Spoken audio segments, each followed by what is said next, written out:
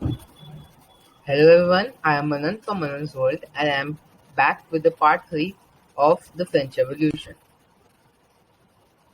Welcome back. Today we will be learning about the middle class and the beginning of the French Revolution. The philosophers. Some philosophers of the time started giving ideas investigating a society based on freedom and equal laws and opportunities for all, and were put forward by philosophers John Locke and Jean-Jacques Rousseau. So, some philosophers of the time of when this French Revolution occurred, before the French Revolution, started giving some ideas that every human being should have equal rights and equal laws. So, this led to the outbreak of the French Revolution. The outbreak of the French Revolution.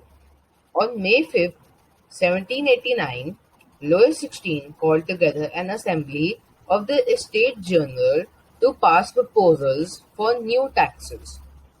The first and second estates sent 300 representatives each, while 600 members of the third estate had to stand at the back. The system of voting was that each estate has one vote. But the members of the third estate wanted that each person has one vote. But when the king rejected this proposal, members of the third estate walked out of the assembly in protest. So, as you know, in the previous video, I had told you that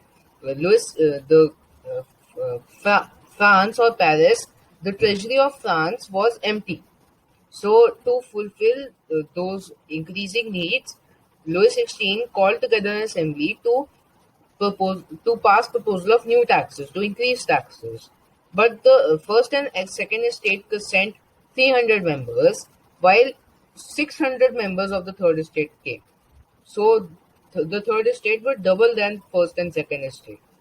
So, there were a lot of people. And so the system of voting back then was that each estate had one vote. So the first estate has one vote, second estate has one vote, and the third estate has one vote. But the third estate wanted to change this. They wanted that each person of no matter what estate that person belonged to, each person has one vote.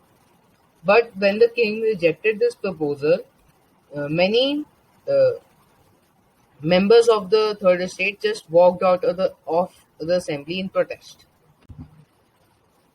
The representatives of the third estate viewed themselves as spokesmen of the whole French nation. On 20th June, they assembled a hall and assembled in the hall of indoor tennis court in the grounds of Versailles. They declared themselves a national assembly and swore not to disperse till they had drafted a constitution for France that would limit the powers of the monarch. They were led by Mirabeau and Abbé Sieyès. Mirabeau was born in a noble family, but was convinced of the need to do away with a society of feudal privilege. He brought out a journal and delivered powerful speeches to the crowds assembled at Versailles. So, in protest to this, the third estate got together, and the representatives of this third estate got together in an indoor hall of tennis court in Versailles on 20th June, and they said that they would not disperse or go away until they had finally drafted a constitution that would limit the powers of the monarch. And to support everyone, uh, Mirabeau and Abbé Sieyès, they both delivered powerful speeches and brought out a journal and helped the people in their own ways. While the National Assembly was busy at Versailles drafting a constitution, the rest of France seethed with turmoil. A severe winter had meant a bad harvest, the price of bread rose, Often bakers exploited the situation and hoarded supplies. After spending hours in long queues at the bakery, crowds of angry women stalked into the shops. At the same time, the king ordered troops to move into Paris. So while the National Assembly was busy drafting a constitution, the rest of France was in a hue and cry situation. There was severe winter, which meant there was a very bad harvest, and the prices of bread rose. And the bakers who sold this bread, they started hoarding supplies so that they had food for themselves. So, due to this, angry women who did all the household work, they stormed into the shops of these bakers, and at the same time, the king ordered troops to move into Paris. In the countryside, rumors spread from village to village that the lords of the manor had hired bands of brigades who were on their way to destroy the ripe crops. Caught in a frenzy of fear, peasants in several districts seized hoes and pitchforks and attacked Chetioks. They looted hoarded grain and burned down documents containing records of manorial dues. A large number of nobles fled from their homes, and many of them migrating to neighboring countries.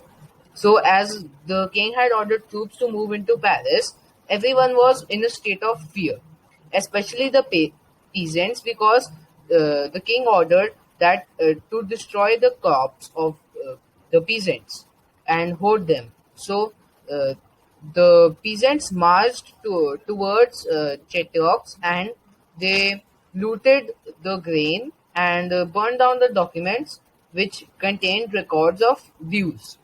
A large number of nobles, who were first-class people, fled from their homes, and many of them migrated to neighboring countries.